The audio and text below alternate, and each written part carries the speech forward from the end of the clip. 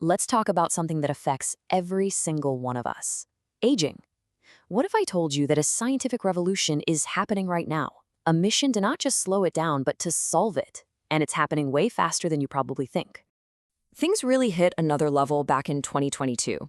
A brand new startup, Altos Labs, just burst onto the scene with, well, look at that number, $3 billion in funding. We're talking backing from tech giants like Jeff Bezos. So you have to ask, what kind of problem needs that much cash to even try and solve?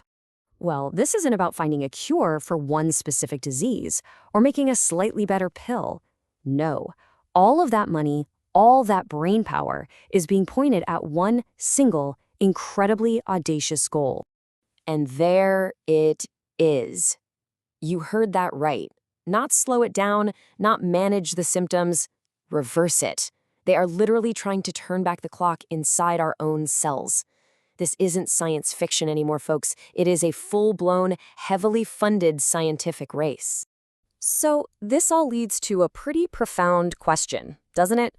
Are we actually looking at the beginning of the end of aging as we know it? The whole idea here is a massive shift in thinking. You see, for all of human history, we've basically accepted that aging is just inevitable decay. Things wear out, break down, that's it. But this new science, it looks at aging more like software, a biological program that, if you're clever enough, can be debugged, patched, and maybe even rebooted. Okay, so if aging is a program, how exactly do you hack it? Well, right now, the top labs in the world are chasing 3 main strategies. And let me tell you, each one comes with some mind-blowing promise and some pretty serious risks. Let's break them down.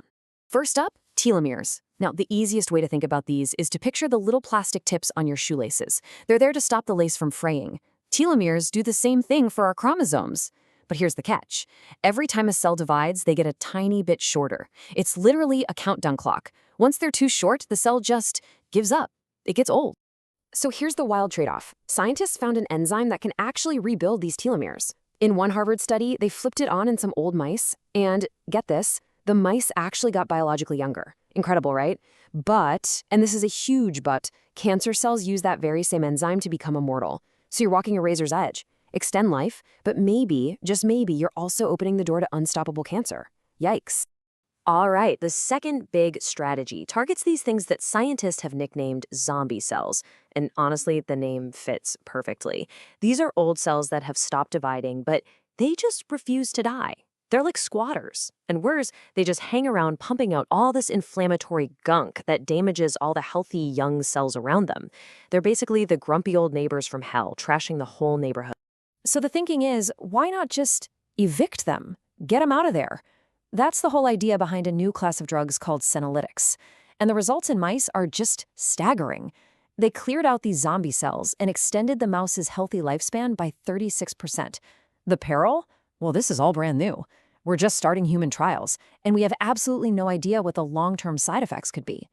Do these cells do something important that we just haven't figured out yet? We don't know. And that brings us to number 3. This is the big one, the most ambitious approach by far, and it's the one Altos Labs is betting its billions on. It's called cellular reprogramming. It all comes from a Nobel Prize-winning discovery of 4 specific genes, the Yamanaka factors, that can totally reset a cell's epigenetic code.